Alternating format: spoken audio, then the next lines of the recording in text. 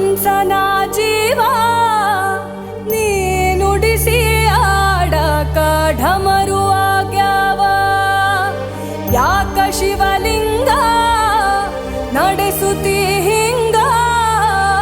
ಏನೇನೂ ಇಲ್ಲಯ್ಯ ನಮ್ಮ ಕೈಯಾಗ ಎಡವಿಸಿ ತಾಳ ಉರುಳಿಸಿ ದಾಳ ನಡೆಸಿದಿ ಬಾ